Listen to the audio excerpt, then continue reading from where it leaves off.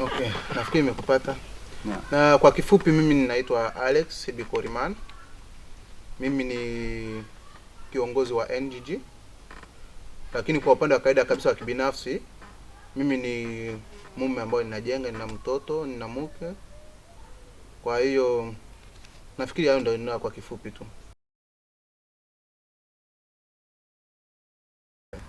Kwa kifupi NGG imeanza tarehe 6 mwezi wa 11 2011. Na NGG kuundwa ilikamatwa kwa muda wa siku sio chache, na ilikuja kuundwa na watu, yani waanzilishi walikuwa ni wa 4.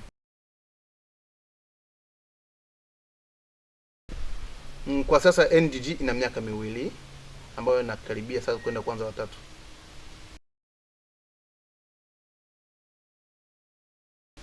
Ya kusema ukweli, swali lako lizuri. Sisi tulikuwa hatujashoot movie, na kwa sababu ambazo zinaeleweka, kwa sababu tupata matatizo kwanza ya economy, tulianza hii na kwambia kwa miaka miwili sasa tulianza bila, tulikuwa tuna vifaa vya kutosha.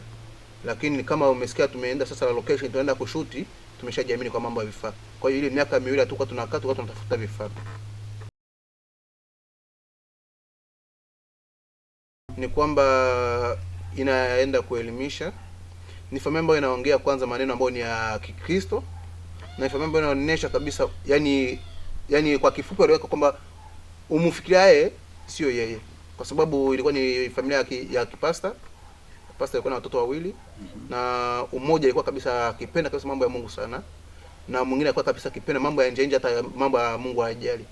Lakini mwisho hivyo kuja kuisha, ikaja kuonekana kwamba yule ambaye alikuwa kabisa ni Mkristo ambaye anaenda kanisani kila siku amekuja kubeba mimba ambao wazazi hawajatarajia hata siku moja kama angeweza fanya vitu kama hivyo.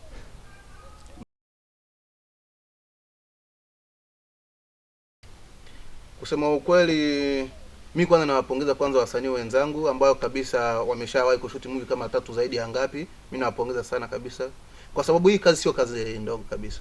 Mtu atakaye kuambia kwamba kushoot ni kazi rahisi atakuwa anakudanganya. Shooting tulipata ugumu tu mwingi sana. Kitu cha kwanza tulipata kwanza ugumu kama wa transport. Tukapata ugumu wa location, kwanza ilikuwa ni vigumu kupata location. Tukapata sasa ugumu na kutokuwa na uzoefu wa kutosha.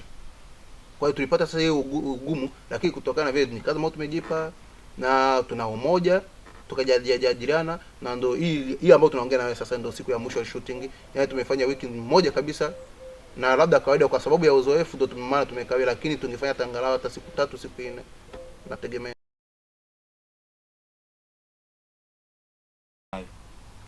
Ya mimi ni kwa sasa ningesema kwamba hii kazi ni kazi ngumu, na ni kazi ambayo inaomba kwanza ushauri, inaomba upole, inaomba uvumilivu. Kwa hiyo ningependa kwanza vikundi ambavyo vimeshaanza au msanii fulani ambao kuna wasanii wengine ambao wanafanya kazi kivyao, kitu cha kwanza ningeomba kuwa na upendo, tusiwe wanafiki. Yaani tushirikishane kwa kila kitu, tushauriane kwa mazuri. Kuna ndio watu ambao wanaweza kushauri, lakini kushauri kwa mabaya tu yenyewe.